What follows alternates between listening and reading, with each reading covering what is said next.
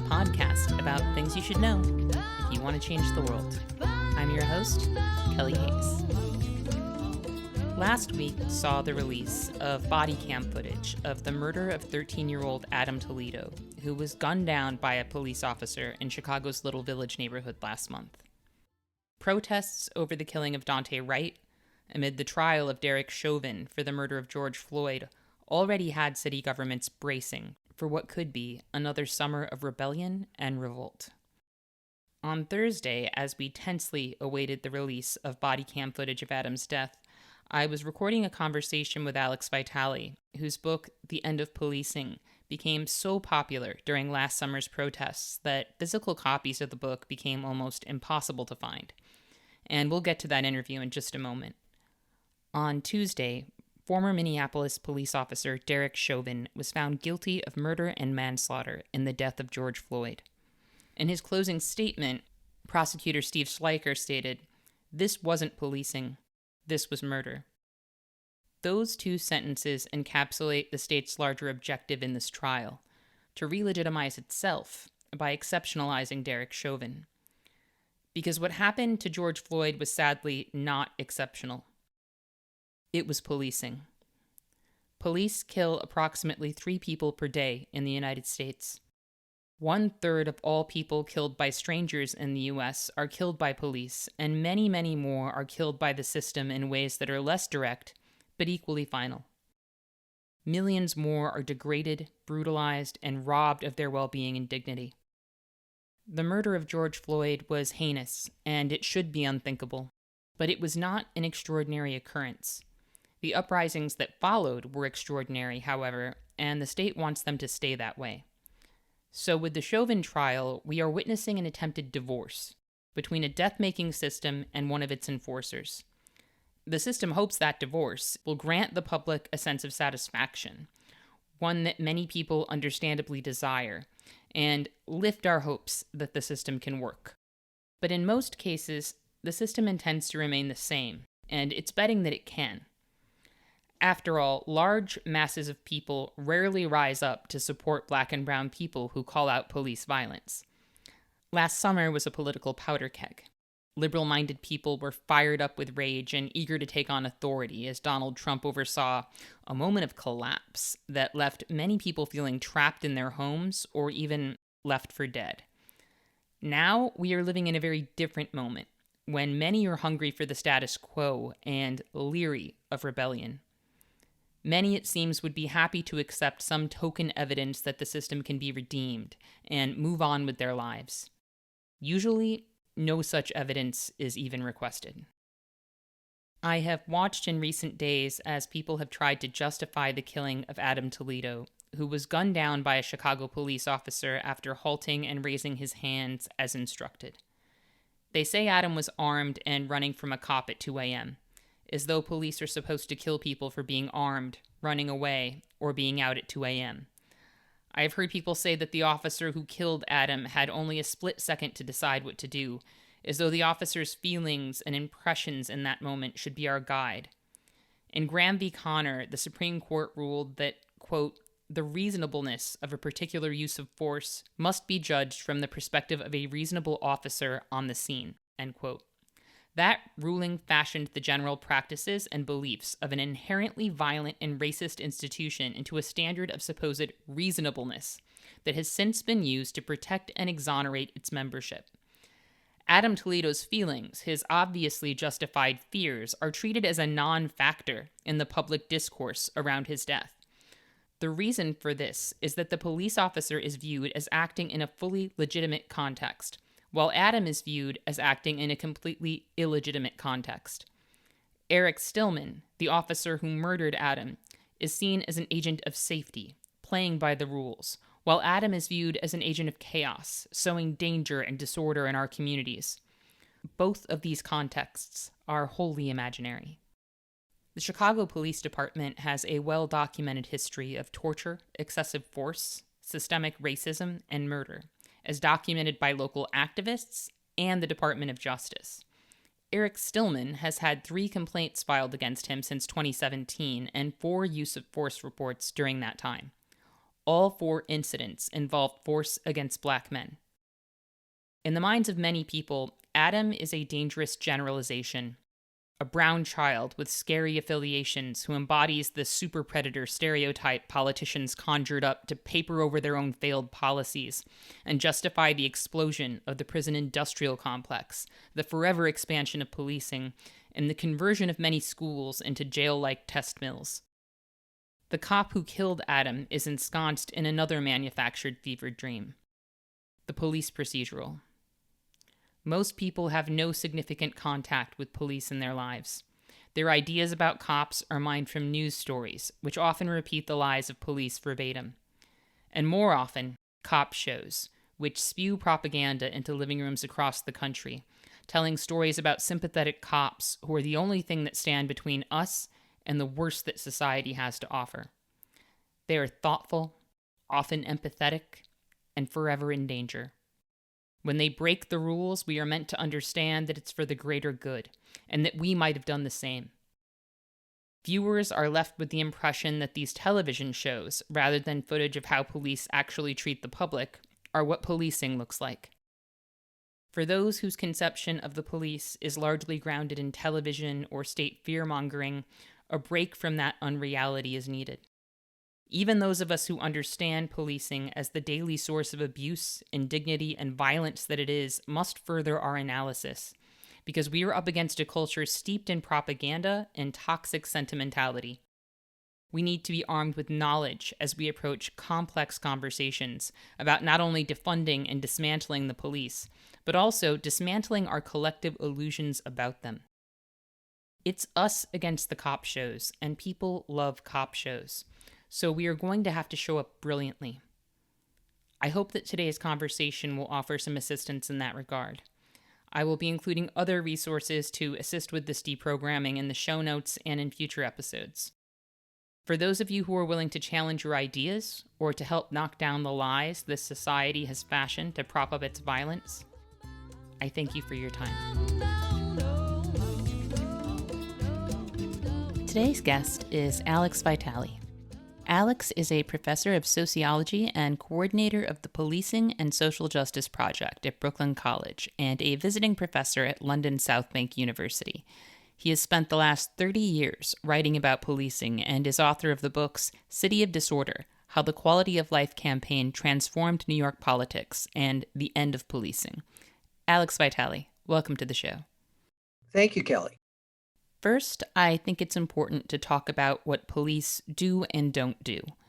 Because as a prison and police abolitionist, when I talk about divesting from the police and building up other modes of community safety, I encounter a lot of what about questions that reflect people's concerns about things like murder and rape. Crimes that police don't spend much of their time or resources on, and are not preventing even now. But people sort of imagine the police as existing in opposition to those things and offering some kind of recourse. So can you say a bit about what police actually do and don't do with their time? Police spend very little of their time dealing with serious crime and even less dealing with violent crime. The average police officer maybe makes one felony arrest a year. It's estimated that violent crime calls make up less than 5% of the calls that police receive and represent even less of their time actually spent on the job. So mostly police are managing a set of low-level social problems in an effort not so much to produce safety in some broad sense, but to produce a kind of system of order. A notion of order that benefits some players more than others. They're basically managing problems of mass homelessness and untreated mental health problems and failed schools and people involved in black market activity. And they don't solve any of those problems. They just kind of put a lid on them, shuffle people around, keep these problems from spilling over into nicer areas and that sort of thing. And a lot of what they do isn't even related to the law. It's really about this more generic sense of producing order, and that order, benefits people who are on the winning end of a whole set of political and economic arrangements. It's always striking to me that people think of police as preventing acts of violence that they not only don't prevent, but actually commit themselves en masse. Police kill people. They regularly batter and sexually assault people. They harass people. They toss people into the system at their discretion, where we know people experience violence of all kinds. Can you say a bit about the day to day violence of policing and what that looks like? Yeah. So, first of all, even when police say they're doing something about violence, what this means typically is that they respond to a call about something that has already happened and they take a report. Maybe they conduct an investigation. In a very small number of cases, they find a perpetrator. And then in an even smaller number of cases, they get a conviction. And none of this is really preventative. At the same time, police produce violence. About 7% of all homicides in the United States are committed by police. They enact a huge toll. That their involvement in the daily lives of African Americans in particular have been shown to have concrete, measurable negative public health implications for those communities. The stress and constant fear that comes from interacting with the police actually reduces life expectancies. In addition, police enact violence in their personal lives. They enact violence in their professional lives, some of it under the color of law in official circumstances, but also in corrupt ways. I think the most vulnerable population that experiences this are sex workers. There's survey research from Chicago that showed, I believe it was about 15% of all sex workers surveyed reported having been subjected to sexual assault from police officers, and a much higher number subjected to extortion of various kinds. So police have very high rates of domestic violence, have been implicated, in serial sexual assaults, et cetera. So this is not some magical force that exists solely to make women safe. In the circles I move in, when we talk about the origins of police in the US, people tend to zero in on slave patrols due to the pivotal role that those forces played in the development of US policing, and because the control and oppression of black people remains so fundamental to US policing. But liberals will often counter that by saying, no, modern police departments were not modeled after slave patrols, they were modeled after the London Metropolitan Police. Can you speak to that objection and why it doesn't mean what people think it means? So the fact is that policing in the US does not develop out of just one model. There are a number of interlocking forces at work here, none of which are good. So, absolutely, in southern cities, we see policing develop in relationship to slavery. In the big cities of the South, like Charleston, Savannah, New Orleans, policing emerges to manage what is essentially a mobile slave population. In urban slavery, slaves work outside the home of their owners for wages that are then returned to the owner. And so policing emerges to micromanage the movement and public behavior of that slave population. And I argue that the Charleston City Watch and Guard, formed in the late 1700s, is actually the first modern police force. But liberals don't like to talk about that because they don't want to acknowledge the centrality of slavery in the emergence of policing. So they point to London and they imagine London as this entirely positive example of civilian policing. But what's left out of that narrative is where this idea came from. Sir Robert Peel, who creates the London Metropolitan Police, Robert, Bob, the Bobbies, was in charge of the English occupation of Ireland, a colonial project, and he develops the Irish Peace Preservation Force as an early kind of hybrid form of policing to more effectively manage agricultural uprisings in the Irish countryside by placing police in the communities and giving them this kind of broader law enforcement mandate.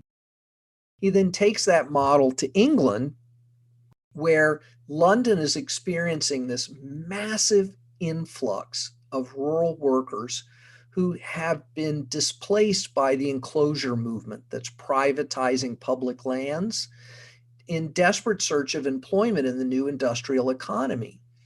And policing functions to mold that massive population into a stable and more or less docile industrial workforce through the criminalization of worker organizing, but also of worker pleasures, of drinking and fighting and sexual activities, etc. So it's a very moralistic project as well as a political project. And of course, these two things are linked.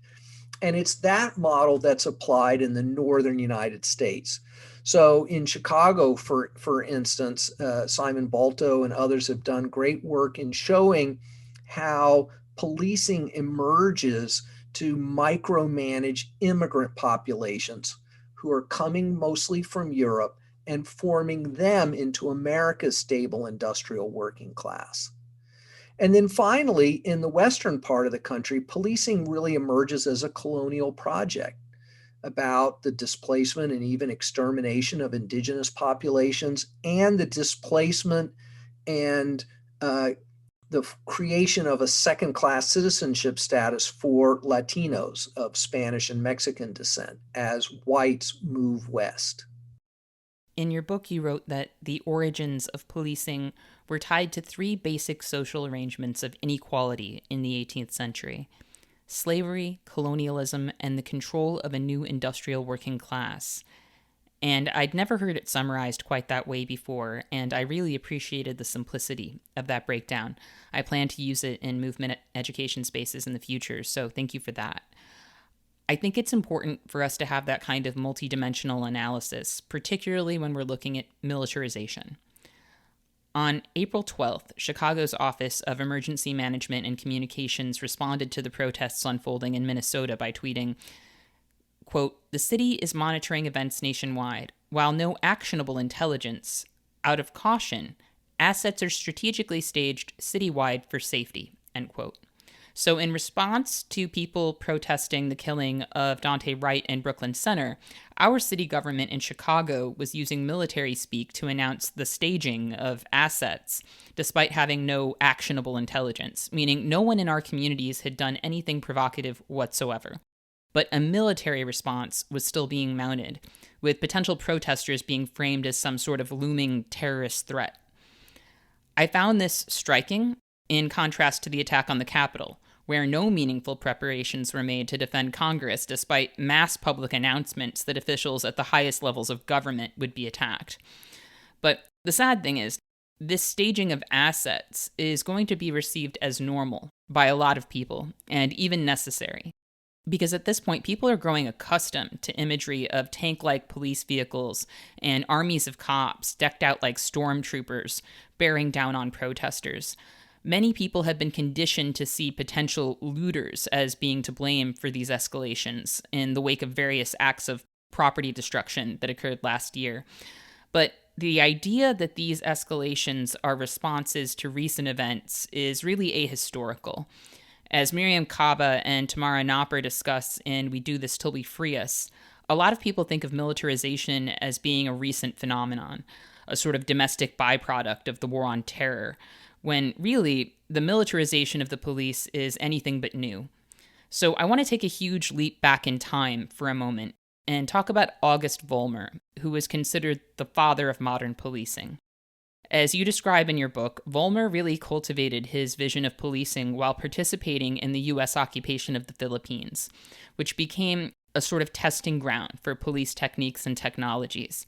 Can you talk about Vollmer's professionalization of U.S. policing and how that reform was born of U.S. colonial violence in the Philippines? Yes, and my colleague Julian Go there at the University of Chicago has updated our knowledge about the relationship of Vollmer's work to these questions of imperialism and colonialism. So, policing has always been subjected to reform. The history of policing is a history of police reform, and Vollmer was a police reformer.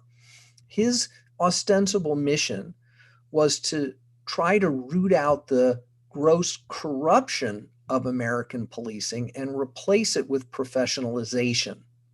Higher salaries, higher standards, more training, crime labs, more technology.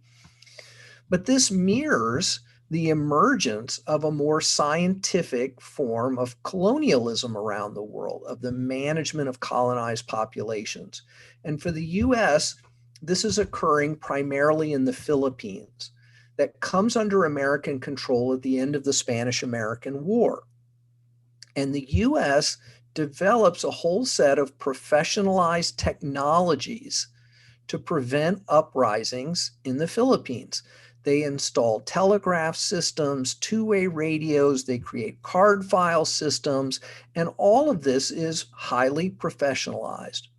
And Vollmer takes this technology and applies it to domestic policing. So that he says it's progress because it's an alternative to the corruption of the cop on the beat who's taking bribes, who's maybe working in conjunction with property thieves to get shared reward money, etc. But we're merely replacing a corrupt system with a more efficiently brutal system that focuses on criminalizing the most vulnerable populations in our society rather than addressing the real roots of that status. So Vollmer is part of a long history of interplay between US foreign policy interventions and domestic policing. And Stuart Schrader, in his book Badges Without Borders, does a great job of documenting that, especially during the Vietnam era, where counterinsurgency and the policing of the Black ghetto become conflated in the minds of both foreign policy and domestic policing officials.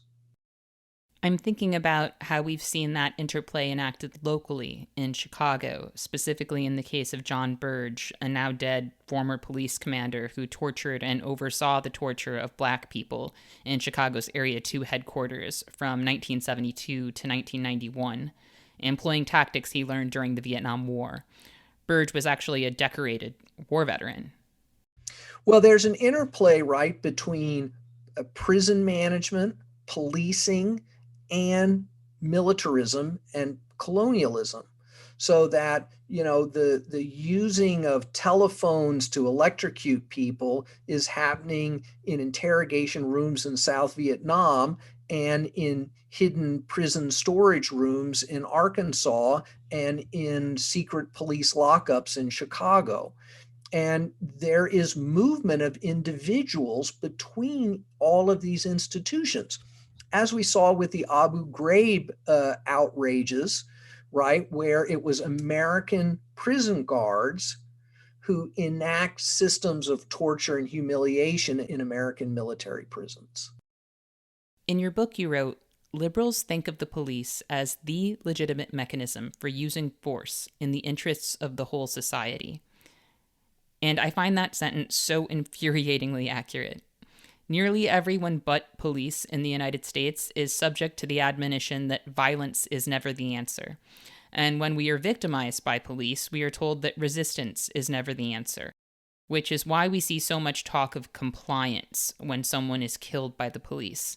People say if he had complied, he would be alive. Or in Sandra Bland's case, even zero in on her demeanor, saying if she had been more respectful, she would not have been arrested. People who are not police, who don't have that kind of dominion over other people's liberty and survival, are never viewed as having the right to act or speak out of turn, or in their own defense, or to fail to comply out of indignance or fear. When police hurt someone, we're often asked to consider what the officer must have been feeling. And yet that expectation of empathy is never extended to people who fail to cooperate with police. We hear that victims of police violence should have complied, even though people are killed by police in spite of complying, and even while begging, or are killed by the system in ways that don't give most people any pause. Because if someone is arrested and slapped with a charge that may or may not be real, and they can't make bail, they could wind up losing their job and their health insurance while they're in jail, or losing custody of their child, or even dying in jail or in prison. They could contract an illness like COVID-19 and have no functional access to health care, which is the norm in jails and prisons. Or their mental health could deteriorate because, as everyone should know, jails and prisons are major sites of suicide because they are physically and psychologically torturous environments. That kind of loss and suffering and death can be dealt out whimsically by police, and often is, purely for the sake of harassment or spite. And that's one of the frustrating things about these moments where we fixate on the specifics of a singular act of police violence in a singular case and try to decide if the victim was innocent enough for a killer cop to be guilty of something. We shine a spotlight instead of illuminating the larger truth that there are so many ways the system robs people of life, and police are out there daily enacting that theft. That is the work they actually do, in my opinion. But when people react to police out of fear or resist them in any way, they are blamed, even though police are allowed to act with impunity. And when one is even potentially held responsible for someone's death, it's more or less international news. So why do people in the US grant police such absolute legitimacy? And why are the people police enact violence upon viewed as having no legitimacy when they break the rules in acts of refusal or protest? I mean, all of this is rooted in America's, racist authoritarianism. And if we think about this in like the context of colonization, we can see the profound trap that this represents for people, right? In a colonial context, the colonizing power comes in, takes control of resources, and then creates a legal system that appears on paper to be either race neutral or to adhere to certain liberal principles of rule of law and democracy. But that system is designed to facilitate the pillaging of that society and the subjugation of its population. And police exist to enforce that so-called legal order. And then when people resist the obvious injustice of that, that is used as both proof of their lack of civility and justification for enacting violence on their bodies and their communities. Well, this is analogous to the situation of the policing of many communities in the United States. People are told that they must submit to the authority of policing because it somehow magically upholds some legal order that benefits everyone. And this just isn't the case. There's a famous 19th century saying, "The law in its majesty forbids both the rich and the poor from sleeping under bridges, stealing bread, and begging in the streets." But of course, the rich don't need to do these things. Only the poor do. And so the neutral enforcement of those laws, no matter how professionalized, falls entirely on the already most vulnerable, disenfranchised, and exploited populations in our society. And then when they resist that obvious injustice, they are further criminalized, brutalized, and in some cases killed. And we can see this, I think, even more clearly with the war on drugs. A legal system that was designed to reproduce racial inequality from the beginning is then empowered with this massive system of policing that is used to invade the lives of the already most vulnerable and exploited communities And then when people try to evade it or resist it, they are brutalized, incarcerated, demeaned, humiliated, etc. And this is the kind of trap that Frantz Fanon talks about in relationship to colonialism, right? It is an impossible trap to escape in its own terms. And he argues, only radical, transformative, and if necessary, violent resistance to that system will ever give people a way out of this trap. In The End of Policing, you talk a lot about police and prosecution being used as a stand in for essential services that would actually address social problems. One example is the criminalization of homelessness, and I have to say, reading your book, even I was surprised by how much more affordable it would be to just house everyone than it is to continuously ramp up the criminalization of people who don't have stable housing and just deal with the social and financial fallout of people being unhoused. Having experienced homelessness myself, I know that even the help that is extended to unhoused people is dealt out very punitively, as though you have failed at being part of a society and thus have to have your actions controlled and policed and picked over by people who know better. Given that we have an unprecedented housing crisis looming, with the eviction moratorium set to expire this summer, what do you think people urgently need to understand about the criminalization of homelessness? The populations that are most intensively criminalized are criminalized at massive public expense. Not just the cost of policing, but the cost of emergency rooms and homeless shelters and jail beds and courtroom time turns out to be massively expensive. In Chicago, a coalition of hospitals recently realized that basically they were spending massive amounts of money managing a fairly small group of people who were essentially living in their emergency rooms.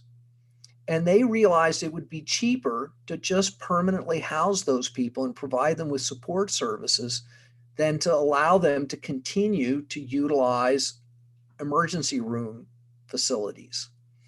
And this is true in a lot of cases. The people who most frequently cycle through these institutions could be more efficiently, cheaply, and humanely accommodated by just housing them with support services. The problem here, though, is that elected officials of both parties are so committed to a kind of neoliberal austerity rooted in a discourse around personal responsibility and individual moral failure that they're completely resistant to the idea that the appropriate role of the government is to directly intervene in housing markets. They've capitulated to this idea that the market knows best and all we can do is subsidize the most rich in hopes that this will, trickle down to the rest of us. Even though they don't really believe in free markets, they subsidize the rich. They do their downtown deals and their land use variances and their zoning exemptions, for their friends and their buddies because they think that'll somehow benefit the overall health of the city. And so it's not that they could not possibly afford to intervene and start housing people. It's that ideologically they're committed to not doing that because that would upset all their big real estate contributors, the downtown developers, and all the rest. And so it's not enough to just show that something is cost effective. We have to overcome this free market ideology, and it is primarily an ideology more than a real practice. I am just going to briefly interrupt us with a pre recorded fundraising appeal because Truthout is a nonprofit news publication that has thus far survived the decimation of independent news. But we can't create independent news on a corporate landscape without help from readers and listeners like you. So if you're enjoying the show, please consider heading to truthout.org to make a donation today. I want to talk a bit about drug courts and diversion programs, because a lot of people who will acknowledge that the war on drugs has been a bad thing actually approve of drug courts and diversion. But you did an excellent job in your book of explaining why drug courts are not the answer. Can you say a bit about that?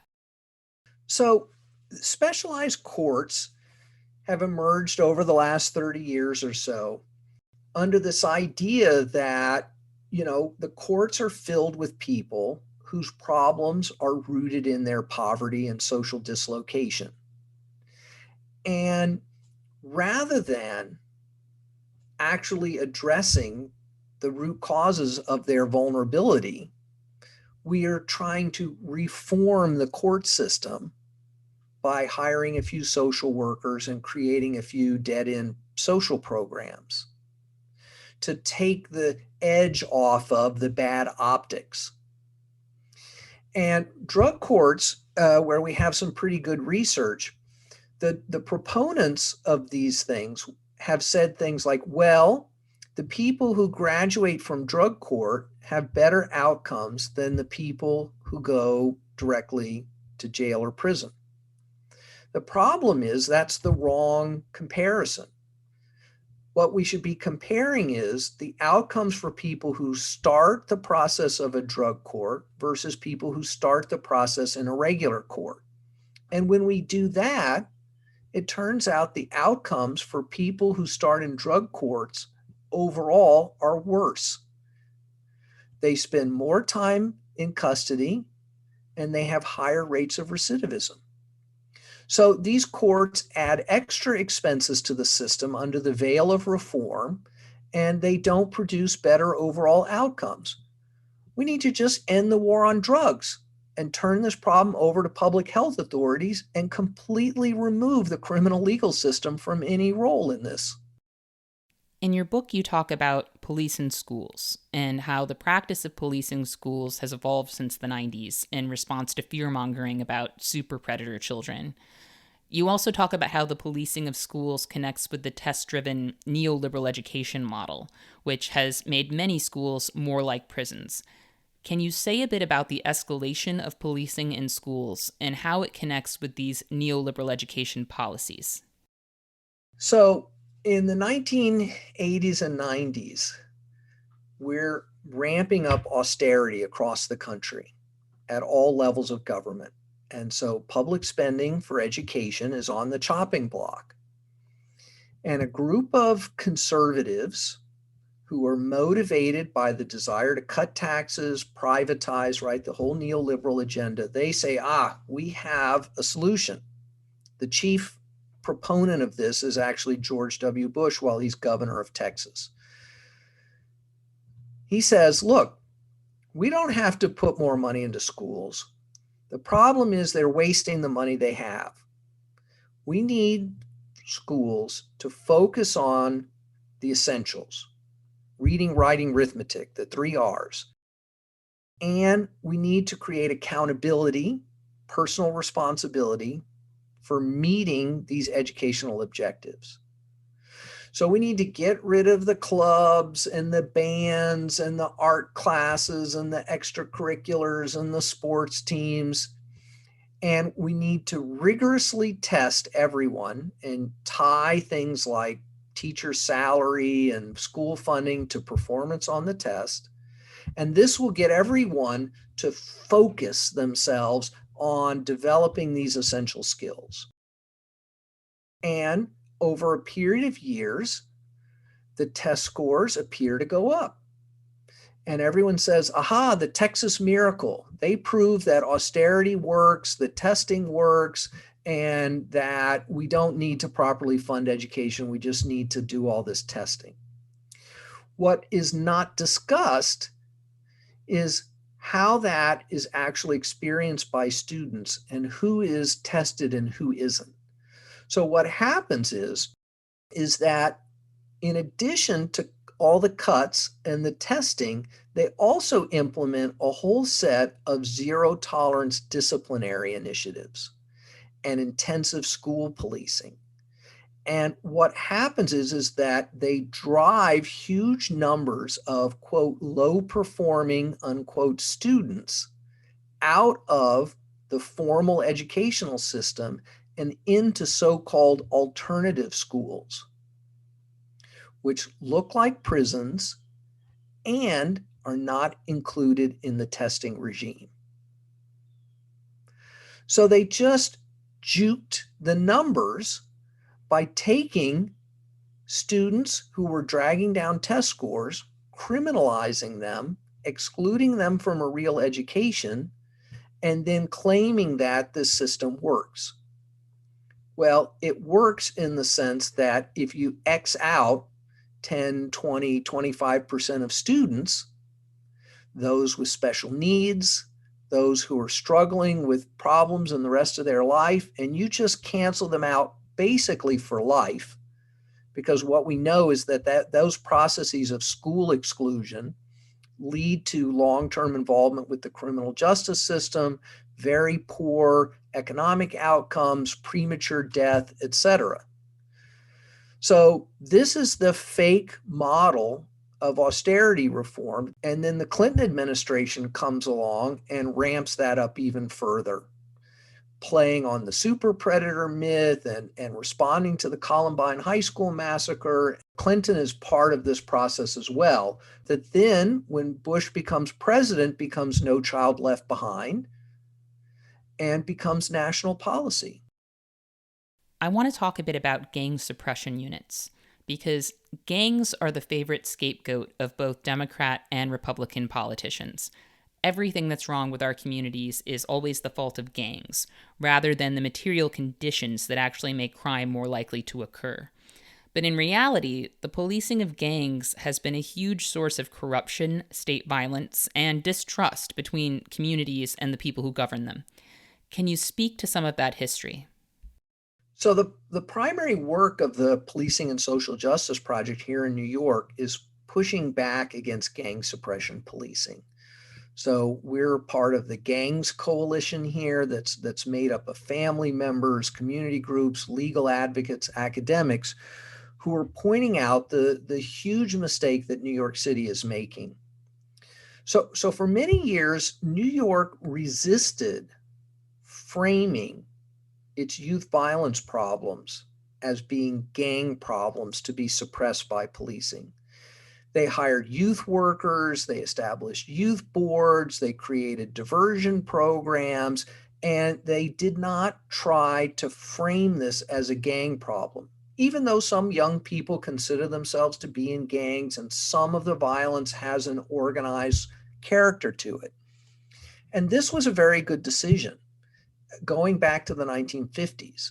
And what it meant is that the implication of this was that New York never developed the kind of highly entrenched multi-generational gangs that places like Chicago and Los Angeles did, where gang suppression was always what was offered and used. But over the last 10 years or so, we've seen New York falling into this gang suppression trap.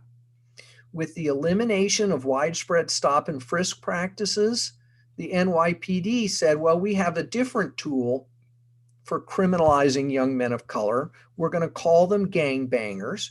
We're going to put them in gang databases. We're going to create wide-ranging gang conspiracy cases, and we're going to use this to surveil, harass, and criminalize them. And the result is an intensification of gang identification. This is classic labeling theory. When everyone tells you the most important thing about you is that you're a gang member, then that gang identity takes on more salience in their lives.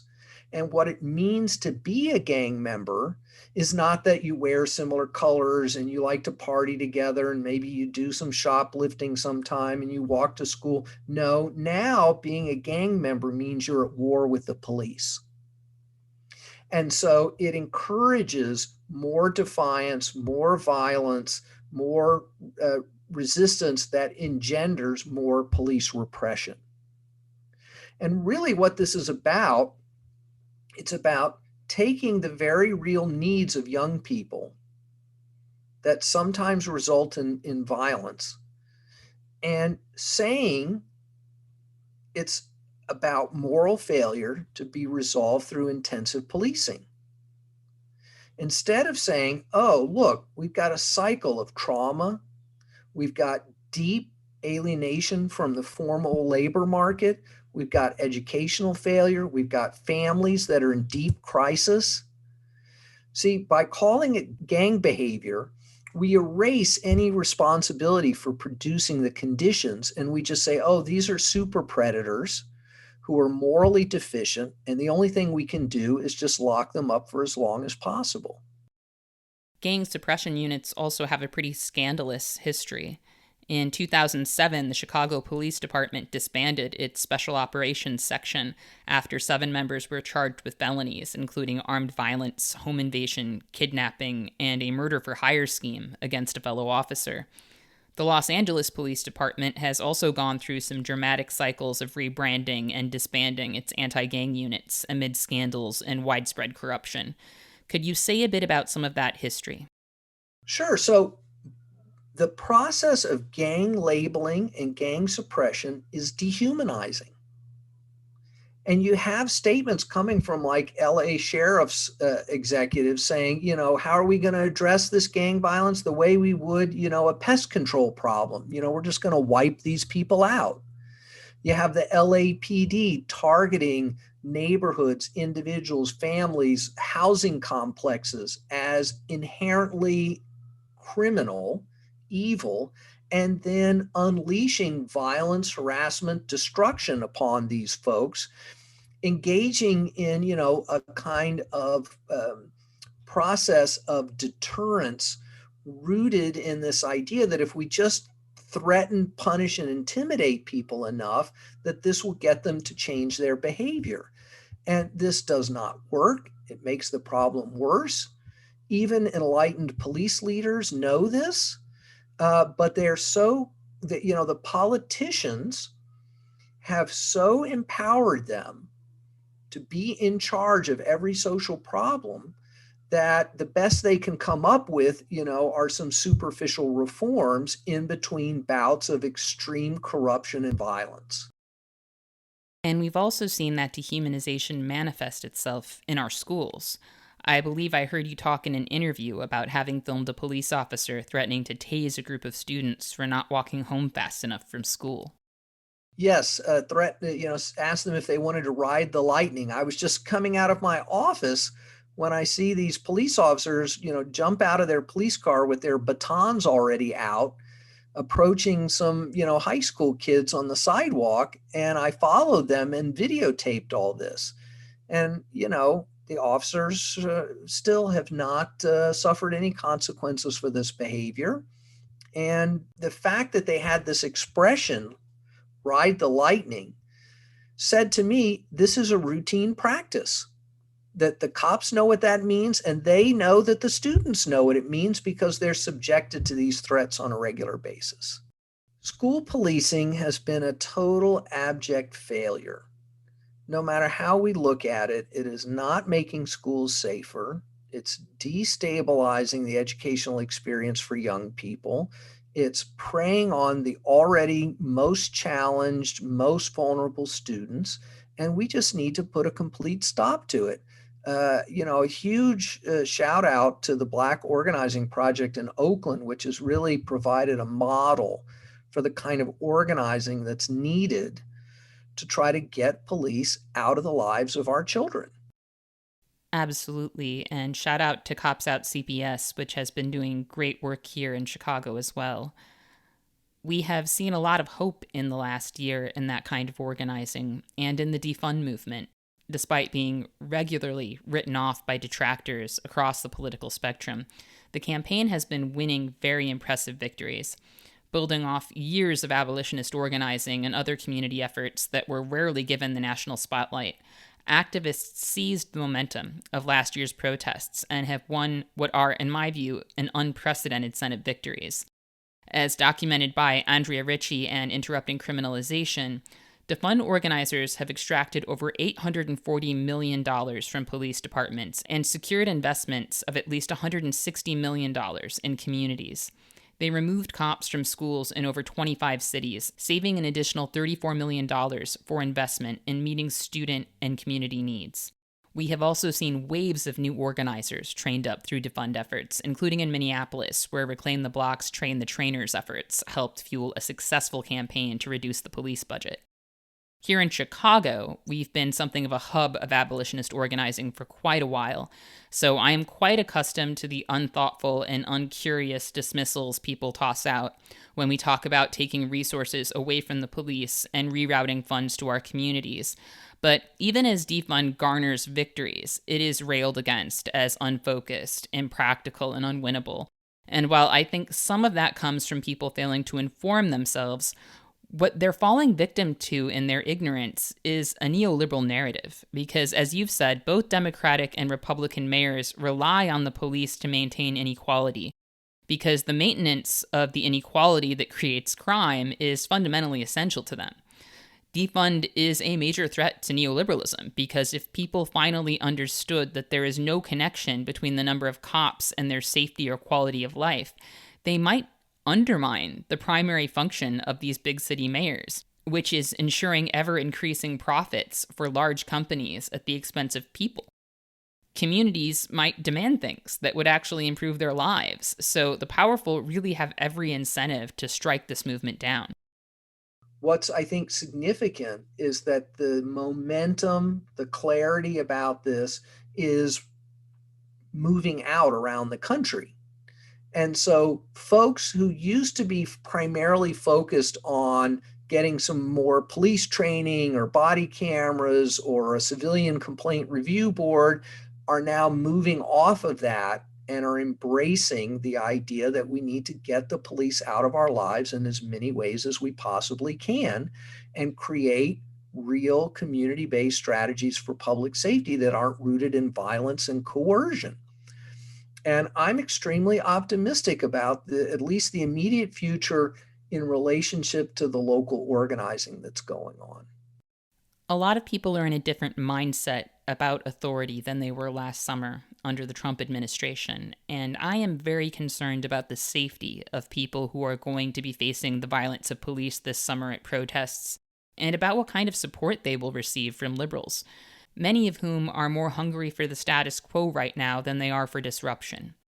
What do you think people need to understand about the way protests are being policed right now, and how we need to respond to that policing as the summer unfolds?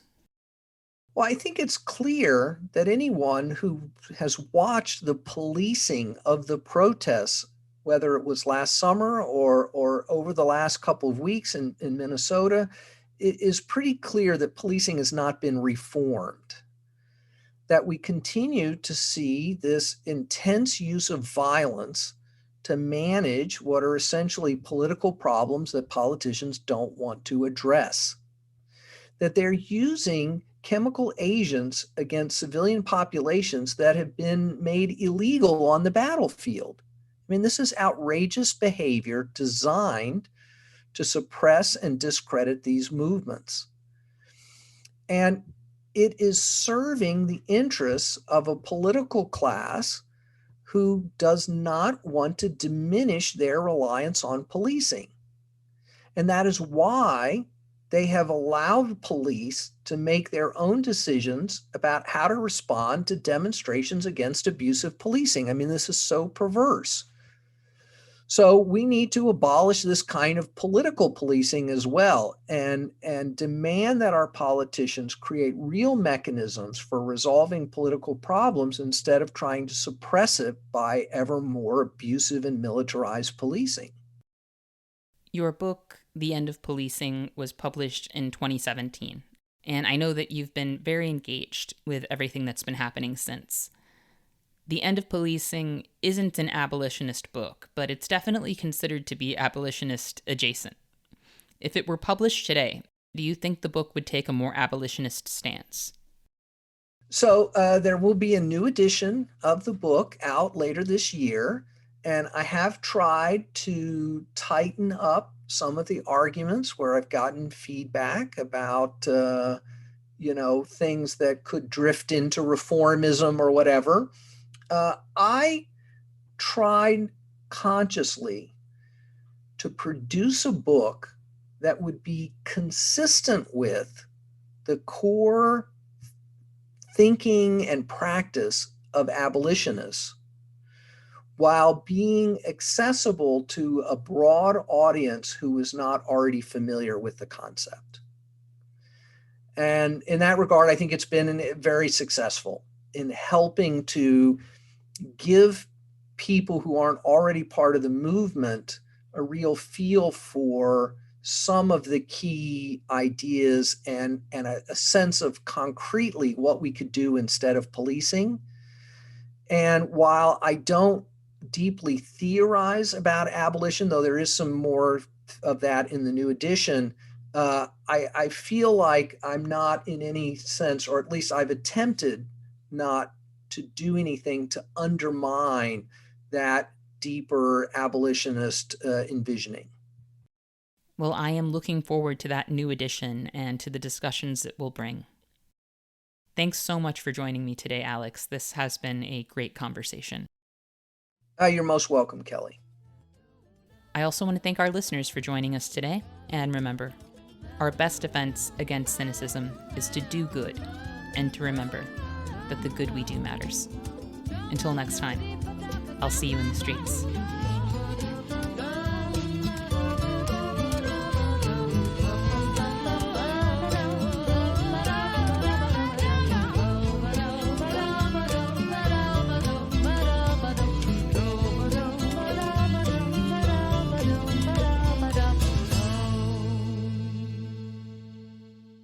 Thank you for listening to Movement Memos. This show wouldn't exist if it weren't for Truthout, and Truthout's independent news and commentary wouldn't exist without listeners and readers like you. We have no paywalls, no corporate sponsors, and no ads, except for fundraising appeals like this one. So if you can and would like to support our work, please consider dropping by truthout.org to make a donation today.